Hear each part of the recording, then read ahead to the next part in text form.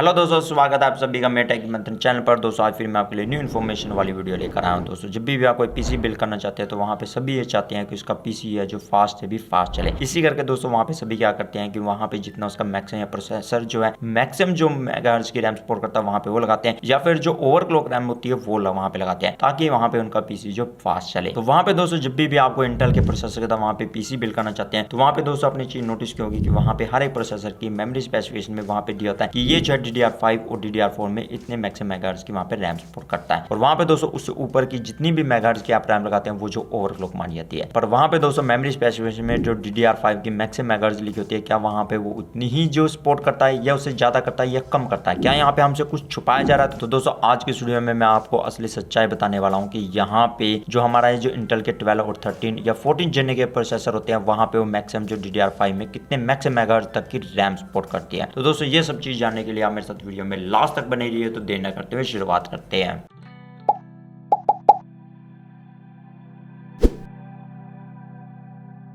दोस्तों यहाँ पे हमारा जो प्रोसेसर है जो कितने मैक्सिमम मेगाहर्ट्ज की DDR5 में रैम सपोर्ट करता है ये जानने के लिए सबसे पहले तो आपका जानना जरूरी है कि जो हमारा जो प्रोसेसर के अंदर IMC क्या होता है, जिसे हम बोलते हैं इंटीग्रेटेड मेमोरी कंट्रोलर। यहाँ पे दोस्तों क्या होता है कि जितने भी हमारे प्रोसेसर होते हैं उसमें IMC होता है, मतलब एक छोटा पोर्शन होता है उसी में, मतलब डाई के अंदर, और वहाँ पे वो इसे हम IMC बोलते हैं। इसमें दोस्तों क्या होता है कि वहाँ पे वो IMC का काम ये होता है कि वो जितना भी हमारी जो रैम होती है वो मैक्सिमम निर्धारित ये करता है कि हमारी जो रैम है इतने मैक्सिमम मेगाहर्ट्ज तक काम करेगी और स्टेबल तरीके से काम करेगी, और वहां पे ताकि प्रोसेसर के ऊपर लोड ना पड़े। अगर वहां पे ज्यादा लोड पड़ता रहा तो वहां पे हमारा जो CPU का टेम्परेचर राइज होगा और वहां पे हमारी रैम भी स्टेबल तरीके से काम नहीं करेगी और वहां पे शट डाउन या हमारा जो पीसी हैंग हो जाएगा। तो यहाँ पे ये चीज होता है। तो वहां पे सब कुछ निर्धारित जो होता है कि मेमोरी कितने मैक्सिमम मेगाहर्ट्ज तक काम करेगी, ये सब कुछ डिपेंड करता है हमारे जो प्रोसेसर के अंदर जो IMC लगा होता है। और वहां पे दोस्तों आपने देखा होगा जितने भी हम जो ओवरक्लॉक रैम लगाते हैं तो वहां पे क्या होता है, ओवरक्लॉक रैम से जो हमारे IMC के ऊपर बर्डन पड़ता है या प्रेशर पड़ता है और वो हीट अप होता है, मतलब पोर्शन, और वहां पे फिर CPU का टेम्परेचर भी राइज होता है, तभी वहां पे स्टेबल तरीके से काम नहीं कर पाता। और कई बार तो आप ज्यादा उसकी ओवरक्लॉकिंग करते हैं तो वो बंद हो जाता है या रिस्टार्ट ही नहीं होता। तो वहां पे इसी करके प्रॉब्लम इशू होता है। तो वो जो है सब कुछ जो डिपेंड होता है हमारे IMC के ऊपर होता है। अगर वहां पे दोस्तों आप रैम जो है ओवरक्लॉक वाली कोई भी लगाते हैं और जितनी मैक्सिमम जो प्रोसेसर की जो मेगाहर्ट्ज बताई है कि उससे ऊपर की लगाएंगे तो वहां पे फिर क्या होता है कि वो जो है IMC के ऊपर ज्यादा प्रभाव डालती है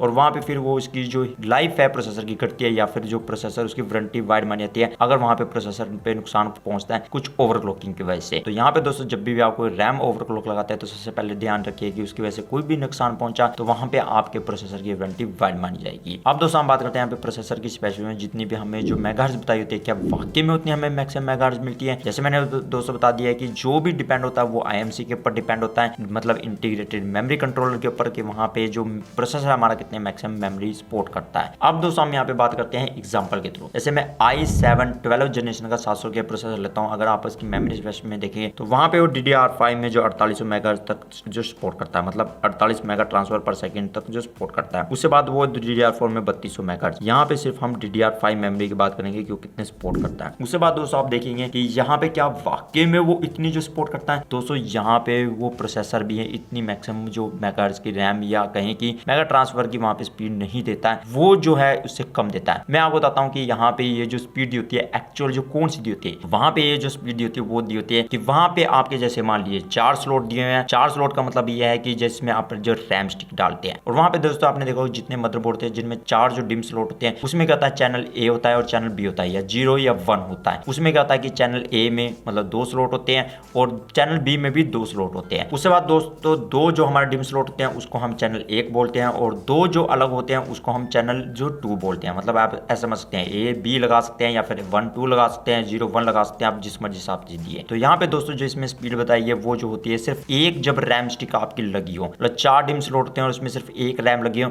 वहां पे इतने मैक्सिमम मेगाहर्ट्ज तक जा सकती है। अगर वहां पे ये नहीं हो सकता कि आप चारों में वहां पे जो रैम लगा दीजिए और आपको इतना स्पीड मिलेगी, मतलब विदाउट ओवरक्लॉक, वो से कम मिलेगी। मैं आपको यहाँ पे पूरा एक्सप्लेन करता हूँ। जैसे कि दोस्तों आप इस टेबल में देख सकते हैं, यहाँ पे देखिए जैसे DDR5 में चाहे मान लीजिए आप वहां पे i7 12 जो 700 के प्रोसेसर लीजिए या वहां पे 12 जनरेशन में 900 के प्रोसेसर ले लीजिए, वहां पे सभी की भी दोनों की मेगाहर्ट्ज जो है DDR5 में DDR4 में सेम है। पर वहां पे दोस्तों आप देखेंगे कि ये जो है यहाँ पे जैसे आप इस टेबल में देखेंगे और यहाँ पे लिखा हुआ सबसे पहले स्लॉट पर चैनल और फिर लिखा हुआ डिम पॉपुलेट पर चैनल और यहाँ पे दोस्तों उसके साथ रैंक बताया हुआ है और उसके बाद DDR5 की फ्रिक्वेंसी बताई है कितनी मैक्सिमम जो मेगा ट्रांसफर है जो हमारा इंटेल का 12 जनरेशन प्रोसेसर सपोर्ट करता है। यहाँ पे दोस्तों आप जैसे देख सकते हैं कि यहाँ पे सबसे पहले लिखा हुआ 1 SPC मतलब यहाँ पे सिंगल स्लॉट पर चैनल, एक स्लॉट है मतलब यानी कि जैसे मैंने बताया जो डिम स्लॉट होती है हमारी उसमें सिर्फ एक ही रैम लगी है और वहां पे आप देखेंगे उसके बाद भी लिखा हुआ 1 डिम पर चैनल। 1 डिम पर चैनल का मतलब हुआ कि एक चैनल है 2 किस्मों को और उसमें सिर्फ एक ही रैम लगी है। उससे बाद दोस्तों आप वहां पे देखेंगे कि चाहे मान लीजिए आपकी सिंगल रैंक हुई या ड्यूल रैंक हुई तो वहां पे दोस्तों वो जो है 4800 मेगाहर्ट्ज तक मैक्सिमम रैम सपोर्ट करता है। जैसे आप दोनों में दोस्तों देख सकते हैं 1 SPC 1 SPC 1 DPC 1 DPC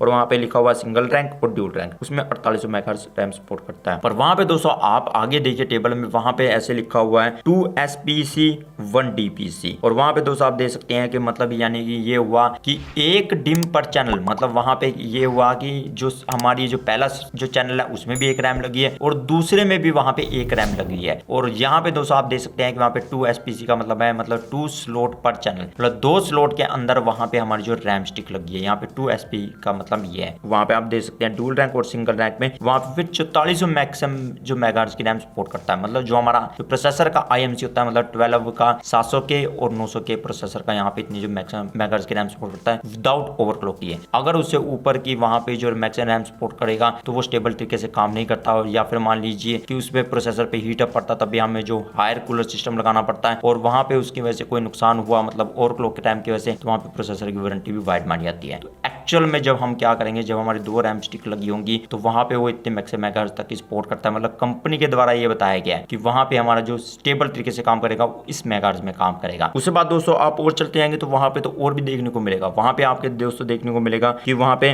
2 SPC लिखा हुआ है मतलब 2 स्लॉट पर चैनल। यहाँ पे दोस्तों क्या है कि वहां पे 2 जो हमारी जो रैम स्टिक लगी है मतलब पर चैनल में लगी है और वहां पे 2 DPC लगी है मतलब 2 डिम पर चैनल। मतलब यहाँ पे क्या हुआ कि हमारे चारों जो स्लॉट में हमारी जो रैम लगी है यहाँ पे आपको अगर नहीं पता कि यहाँ पे जो DPC क्या होता है रैंक क्या होता है तो इसके ऊपर और चैनल क्या होता है इसके ऊपर मैंने पहले से डिटेल में वीडियो बनाई है। आप इस आई बटन पे क्लिक करके वीडियो को देख सकते हैं जिसमें आपको सारा डिटेल समझ में आ जाएगा। अब दोस्तों यहाँ पे आप दोस्तों इसमें देखने को मिलेगा 2 स्लॉट पर चैनल और 2 DPC लिखा हुआ और वहां पे सिंगल रैंक और ड्यूल रैंक लिखा हुआ है। अगर वहां पे दोस्तों आपके सिंगल रैंक की कोई मेमोरी स्टिक है मतलब चारों के चारों तो वहां पे वो 4000 मेगाहर्ट्ज तक मैक्सिमम जो प्रोसेसर है जो हमारा IMC है वो कंट्रोल कर सकता है मैक्सिमम से मैक्सिमम और स्टेबल तरीके से चलेगा और उसकी जो लाइफ भी काफी ज्यादा होगी प्रोसेसर की और ना ज्यादा हीट अप होगा। और उसके बाद अगर वहां पे ड्यूल रैंक की हमारी जो चारों के चारों रैम है उससे बाद दोस्तों वहां पे क्या होगा कि वो जो है और कम मेगाहर्ट्ज में मतलब वहां पे काम करेगी 3600 मेगाहर्ट्ज तक। तो आप दोस्तों देखिए कि जितने भी यहाँ पे जो इंटेल 12 जनरेशन की वहां पे जो स्पीड बताई गई है तो मेमोरी स्पेसिफिकेशन में वो जो रियल स्पीड नहीं होती है अगर हम वहां पे ज्यादा जो रैम स्टिक लगाते हैं। ये जो रैम जो एक्चुअल जो होती है वो तभी होती है जब आप सिंगल या 2 सिर्फ रैम स्टिक लगाते हैं तभी वहां पे ये जो स्पीड वहां पे निर्धारित करती है। तो यहाँ पे दोस्त सिंपल मतलब आप समझ सकते हैं कि वहां पे जितनी ज्यादा आप मेमोरी साइज बढ़ाते चले जाएंगे मतलब 16 की जगह 32 GB पर स्लॉट में लगाते जाएंगे और जितने ज्यादा वहां पे रैम स्टिक बढ़ाते चले जाएंगे मतलब 2 से ज्यादा लगाते चलेंगे तो वहां पे जो हमारा जो IMC होता है प्रोसेसर का वो जो है कम मेगाहर्ट्ज पे काम करना शुरू कर देगा क्योंकि वहां पे जो स्टेबल तरीके से है जो कंपनी प्रोग्राम की होती है वो ये की होती है कि वहां पे हमारा जो प्रोसेसर है जो इस हिसाब से काम करेगा। तो वहां पे दोस्तों आप देखिए कि यहाँ पे ये जितनी भी हमारी जो स्पीड बताई गई है वो जो रियलिटी में इतनी नहीं होती अगर हम ज्यादा रैम स्टिक का इस्तेमाल करते हैं। तो यहाँ पे दोस्तों ये सच्चाई हमसे छुपाई जाती है। इसी तरह दोस्तों हम ले सकते हैं जैसे 13 और 14 जन के प्रोसेसर के ले सकते हैं। यहाँ पे दोस्तों आपको देखने को मिलेगा कि उसका भी आप यहाँ पे देख सकते हैं। यहाँ पे हम दोस्तों लेते हैं जैसे i7 17700K और यहाँ पे दोस्तों i9 प्रोसेसर में लेते हैं 14900K। आप यहाँ पे इसकी मेमोरी स्पेस में देखेंगे तो दोनों के प्रोसेसर में वो जो 5600 मेगा ट्रांसफर पर सेकंड जो स्पीड करते हैं DDR5 में। पर वहां पे दोस्तों फिर दोबारा रैम सेक्शन में जाएंगे मतलब यहाँ पे जो कितनी मैक्सिमम सपोर्ट करता है तो वहाँ पे सिंगल स्लॉट पर चैनल है और डिम पर चैनल है और वहाँ पे सिंगल रैंक डुअल रैंक में 5600 मेगाहर्ट्ज ट्रांसफर करेगा मतलब यानी कि वहाँ पे इतने मैक्सिमम सपोर्ट करेगा। उसके बाद दोस्तों जैसे आप वहाँ पे बढ़ाते चले जाएंगे रैम स्टिक मतलब यानी कि जितनी ज्यादा स्लॉट्स में बढ़ाते चले जाएंगे और मेमोरी साइज बढ़ाते चलेंगे तो वहाँ पे उतनी कम मेगाहर्ट्ज तक सपोर्ट करेगा। जैसे यहाँ पे आप देख सकते हैं 2 स्लॉट पर चैनल और 1 डिम पर चैनल सिंगल रैंक और डुअल रैंक में 5200 मेगाहर्ट्ज होगी 5600 से। उससे बाद तो आप और देखिए कि वहाँ पे आपकी 2 स्लॉट पर चैनल और 2 डिम पर चैनल मतलब वहाँ पे आपकी चारों जो स्लॉट में रैम लगी है यहाँ पे इसका मतलब ये है मतलब 2 डिम पर चैनल में तो वहाँ पे वो सिंगल रैंक हुई सभी की सभी तो वहाँ पे वो 4800 मेगा ट्रांसफर तक काम करेगी और अगर जो ड्यूल रैंक है तो वहाँ पे 4400 मेगा ट्रांसफर तक काम करेगी। तो यहाँ पे दोस्तों जितने भी हमारे जो मेमोरी सेक्शन में जो स्पीड बताई होती है वो सिर्फ वहाँ पे सिंगल जो अगर हम रैम स्टिक लगाते हैं या फिर जो ड्यूल लगाते हैं वो भी कम जो साइज में, तब वहाँ पे इतनी मैक्सिमम मेगाहर्ट्ज मिलेगी। अगर उसे हम साइज बढ़ाते चले जाएंगे और वहाँ पे जितनी ज्यादा हम जो 3 या 4 जो हम रैम स्टिक लगाएंगे तो वहाँ पे उसकी मैक्सिमम जो मेगाहर्ट्ज भी है वो भी घटती चल जाएगी IMC के द्वारा। अब आपके दोस्तों में दिमाग में आएगा कि वहाँ पे तो कई मदरबोर्ड में होता है कि वहाँ पे वो 7000 मेगाहर्ट्ज उससे ऊपर भी जो मतलब मेगाहर्ट्ज की रैम सपोर्ट करते हैं और रैम भी सपोर्ट करती है। वहाँ पे दोस्तों वो सिर्फ क्या होता है कि वहाँ पे उसमें वोल्टेज देके और वहाँ पे दोस्तों जो रैम होती है वो स्टेबल तरीके से काम करे उसके लिए डिजाइन की होती है। पर अगर वहाँ पे उसकी वजह से कुछ भी वहाँ पे नुकसान पहुंचता है मतलब प्रोसेसर को, तो उसकी प्रोसेसर की वारंटी वाइड मानी जाती है। क्योंकि यहाँ पे दोस्तों क्या होगा कि जितना IMC पे लोड पड़ता रहेगा तो वहाँ पे जो प्रोसेसर का जो टेम्परेचर भी है बढ़ता चला जाएगा। तो ये दोस्तों आपको ध्यान रखना है। जैसे दोस्तों आप यहाँ पे इस मदरबोर्ड की एग्जाम्पल ले सकते हैं, MSI के मैग 690 तोमाहाक वाईफाई DDR5 मदरबोर्ड की एग्जाम्पल ले सकते हैं। यहाँ पे दोस्तों आप मेमोरी स्पेसिफिकेशन में देखेंगे तो यहाँ पे लिखा हुआ 1DPC1R maximum up to 6400 megahertz. मतलब वहाँ पे मेरा प्रोसेसर तो है मतलब 4800 मेगाहर्ट्ज तक सपोर्ट करता है अगर मैं यहाँ पे इंटेल का जैसे 12 जनरेशन का 700 के प्रोसेसर लगाता हूँ। पर वहाँ पे दोस्तों मदरबोर्ड इतनी ज्यादा मैक्सिमम रैम सपोर्ट करता है क्योंकि हम लगा भी सकते हैं वहाँ पे।